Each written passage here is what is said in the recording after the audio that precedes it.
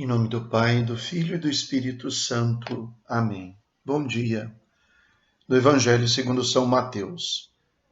Naquele tempo, disse Jesus às multidões: Com quem vou comparar esta geração?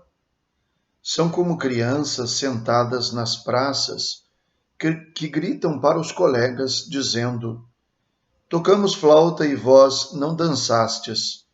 Entoamos lamentações e vós não batestes no peito. Veio João, que não come nem bebe, e dizem, ele está com um demônio. Veio o Filho do Homem, que come e bebe, e dizem, é um comilão e beberrão, amigo de cobradores de impostos e de pecadores. Mas a sabedoria foi reconhecida com base em suas obras. Palavra da salvação. Glória a vós, Senhor.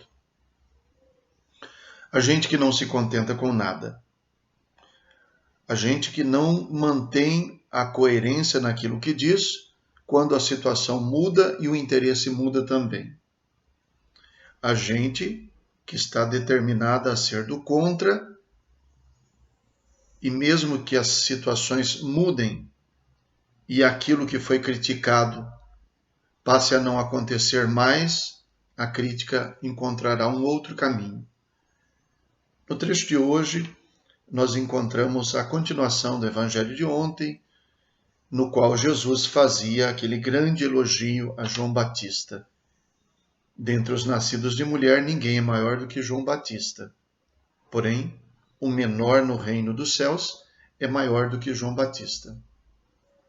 Ele é o Elias que devia vir, se vocês quiserem reconhecer, se quiserem aceitar. E esta foi uma opinião que Jesus expressou quando alguns emissários de João Batista, que estava na prisão, vieram perguntar se era ele o esperado ou se devia esperar um outro.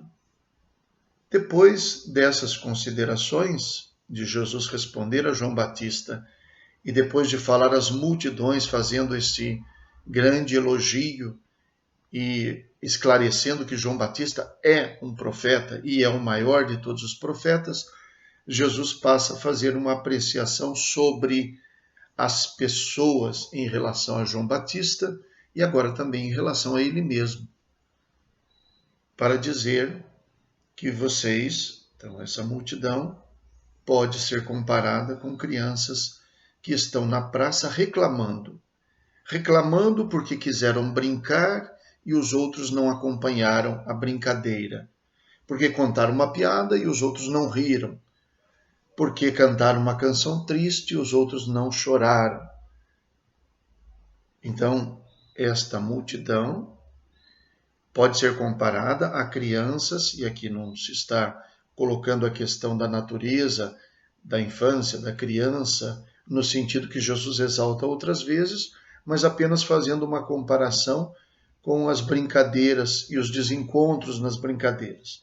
Vocês são como crianças que não sabem brincar e que ficam reclamando que os outros não sabem brincar.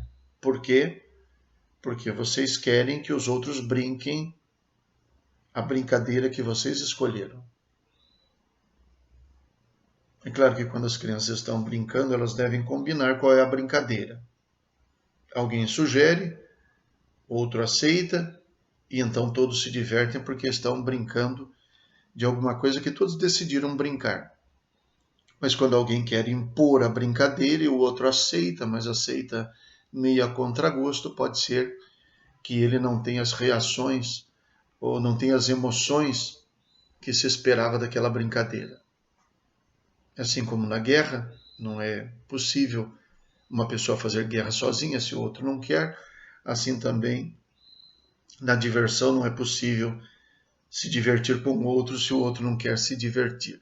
Voltando para a realidade que Jesus expressa aqui, João Batista era um asceta, uma pessoa que vivia numa condição rude, não comia, não bebia, fazia jejum, vivia retirado do povo, não frequentava as casas. No entanto, vocês não assumiram a sua mensagem. Vem o Filho do Homem que está no meio do povo, dentro da casa dos pecadores, participando da vida de todos, e vocês também não dão ouvidos para a mensagem dele. Então, com isso, Jesus quer mostrar que o problema não está no comer, no beber, no fazer retiro, ir para o deserto, ou viver no meio do povo, fazer pastoral engajado, não nisso, naquilo. O problema está quando eu busco no mensageiro de Deus, não o mensageiro de Deus, mas eu busco a mim mesmo. Quando, ao buscar Deus, eu não busco Deus do jeito dele, mas eu busco a mim mesmo em Deus. Eu louvo a Deus toda vez que ele é do jeito que eu quero, toda vez que ele faz o que eu espero. Eu não busco a Deus de verdade, eu busco a mim mesmo. Nesse sentido, este fechamento de coração impede que qualquer um fale de Deus, porque haverá sempre um pretexto. Então, a raiz da mensagem anunciada pelo mensageiro de Deus não está só na missão, no coração e nos lábios de quem anuncia. Está também, antes e sobretudo, no coração e nos ouvidos de quem recebe a mensagem. A abertura de coração é o que deve existir. Às vezes alguma pessoa diz assim, eu acho até um pouco ingenuamente, é só um exemplo. Eu não vou na igreja porque está cheio de gente que vai na igreja e faz o que não deve.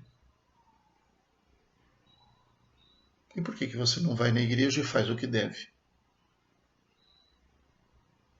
Por que você não pega o que interessa, o que faz bem?